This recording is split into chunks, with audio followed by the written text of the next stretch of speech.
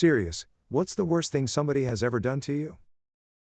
On August 24, 2020 in Port Street, Lucy, FL, someone came up behind my brother's truck too fast on I-95, passed him on the shoulder, ran out of shoulder, cut over in front of my brother's truck and clipped it, causing them both to cross 3 lanes of traffic. My brother's truck went off the road and rolled several times. His seatbelt failed and my brother, my hero, was killed. The other driver kept on going. What kind of horrible person does that?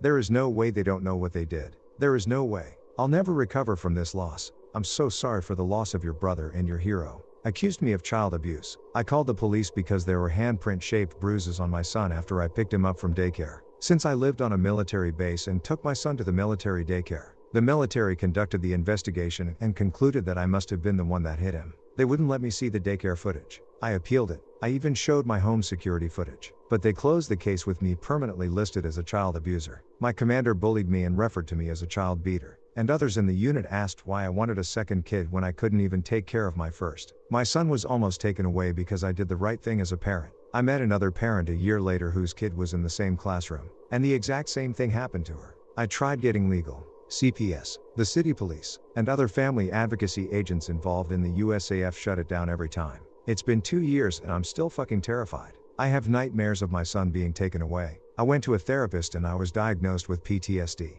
Saw my best friend dying in front of me at the age of 14 after a bunch of guys jumped us. He died while in the ambulance from internal bleeding. Still miss him 15 years later. The people who jumped us never got caught and all they got was a shitty phone. That is awful. I hope you are doing alright. Frown. I'm doing fine now as it's been quite some time. And I try to live life like I know he'd want me to do. My wife of 15 years started ghosting me about a year ago. Would just stay out for days on end with no contact. Then come home and behave like she'd never left. I tried everything to get through to her. To talk. To find out what was wrong. To try fix it. But all I got in return was stonewalling. After 5 months of this torture, I finally asked her to move out. We barely talk now. And I'm just waiting for the 12-month mark so I can file for divorce and be done with this nightmare. _edit_. Well, holy shit. This blew up. Thank you for all the kind words of support and to those who reached out over DMs. To answer a couple of the questions and accusations I've seen in some of the comments, my post isn't and wasn't meant to paint me like an innocent victim. I will be the first to admit I'm far from perfect. But I never did anything so bad as to deserve being treated like this. I didn't cheat. I never abused her. And I have never once laid a finger on her in anger. As part of trying to figure out what was going on, I wrote down an exhaustive list of things I thought I'd done that contributed to the situation, and tried to share and talk through it with her. She barely listened and clearly was not interested in any constructive dialogue. I also asked about marriage counseling. Her response was, I don't want to work through this with you. We have always talked and communicated well. How else do you last for 15 years? But at some point in the last 24 months she started to drift away and shut down. I thought it was the stresses of her new job, but clearly I misread the gravity of the situation. In hindsight it seems almost obvious that she slowly but surely fell out of love with me, but was too much of a coward to have a conversation about it. In the 2 years before COVID, I was traveling _lot_ for work. I'm talking 2 to 3 days every week, if not every couple of weeks. I would say my constant absence probably contributed to her drifting away. I have no reason to believe she cheated on me. She wasn't a gold digger and there are no medical problems between us. In my country you have to be legally separated for 12 months before you can file for divorce. Before filing, you have to complete financial settlement, aka divvying up the assets. We don't have kids, so that's one less aspect to worry about. At the point at which she left, I was probably the most in love with her that I've ever been. Having her leave put me in a deep depression and I was a walking zombie for many months. I'm doing better now, and slowly trying to figure out what a life without her looks like. I hope one day this enormous weight is lifted from my chest and that I can find some semblance of peace. Age 6 to 9, lots of rape.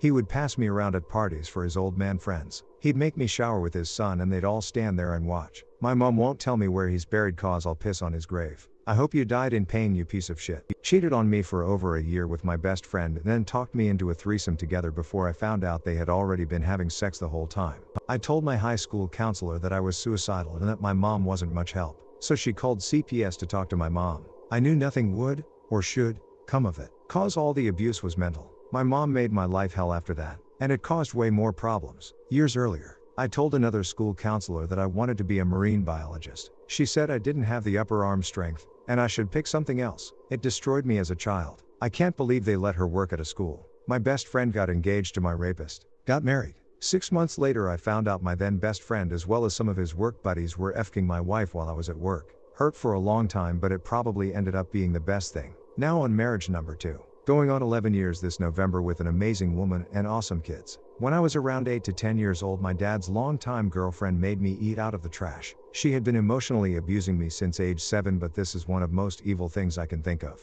It all starts when she makes me a sandwich for lunch with some really gross old stale bread. I couldn't finish it, so I buried it deep in the trash. When she asked me if I finished it, I lied so I wouldn't get in trouble. There were a multitude of punishments for this. I didn't do a very good job lying, so she knew right away. She digs through the trash and finds the bread, stating, "You don't get anything else to eat until you finish this. This bread is covered in old coffee grounds, trash juice, and who knows what else." After a few hours, all I had managed to do was break it into a million crumbs, so she put it in a bowl and gave me a spoon. Dinner rolls around and she decides to take us to my favorite restaurant, where I have to sit and watch my whole family eat while she tells the server that I'm not hungry, lol. The next morning comes and my breakfast is this huge bowl of trash breadcrumbs. My dad sneaks me some grape juice around lunchtime, as if that's any help. It's worth mentioning that my dad was so in love with her, and probably scared of her too, that he didn't question any of her actions. A few hours after the juice, I start barfing out of nowhere. I don't know if it was from something in the trash or just because trying to eat those crumbs made me so nauseous, but I couldn't stop the purple vomit escaping my mouth. She starts screaming at me to clean it up, and I do.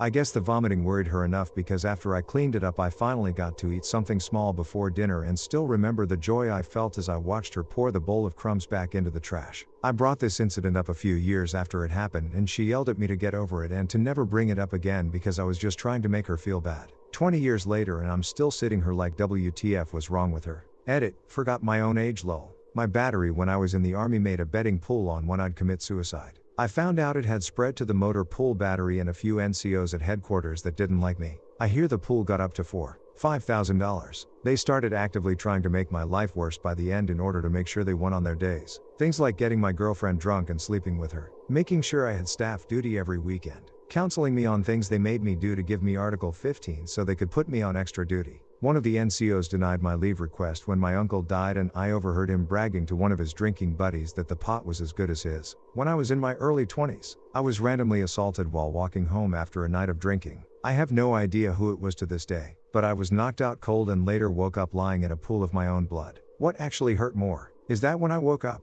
I saw a couple walking by and I called out for them to help me. They laughed at me and they kept walking. Doesn't even compare to the ones posted so far. But one time my friend and roommate, at the time, got us both evicted, then saddled me with about $7,000 worth of cleaning bills and bailed. The next apartment I got would only accept me if I prepaid the entire year. That was a fun experience. Oh, I have so many. One of the worst was when I was 18 and living with my mom. She met a new guy and was going to move in with him with my brother who was 8. She said there wasn't room for me. She left me in the house we were living in until the official move-out date. Heat and electricity were turned off. Thankfully it wasn't too cold out. I was there for about a week or two before I got my own place. My mom broke up with that guy after like 8 months.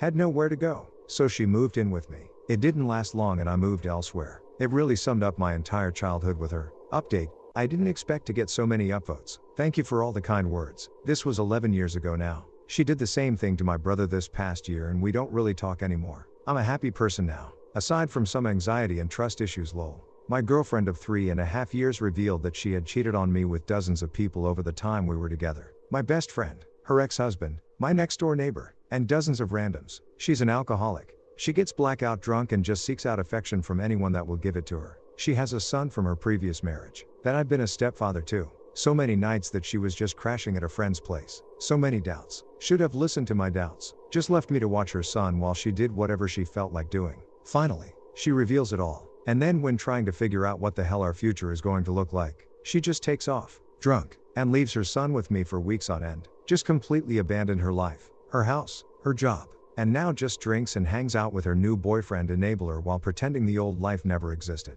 She's doing it right now. I'll be taking her son to his first day at school tomorrow. She's still missing. I've got no idea what I'm supposed to be doing. My ex did a lot of abusive things to me. But the one thing I can't get over is ripping up over 20 years of concert tickets I had been saving in a memory box. I guess my mom beating, starving, abandoning, and letting her drug addict friends sexually assault me is up there. Followed closely behind by this woman I dated for 4 years who systematically broke me down and physically and verbally abused me the entire time. If any of you guys are in abusive or confusing situations, there is support out there and I can point you to resources. Hit me up whenever. My mom joined a cult when I was 6. One of the older men in the congregation groomed me and sexually assaulted me when I was 12 and he was 24. I was told it was my fault and got disciplined for it. Edit, for anyone that wants to know more information on how destructive this cult is and how they hide pedophiles, please watch this informative documentary, Vice Crusaders x Jehovah's Witnesses Speak Out, https://www.imdb.com/title/tt150842778/.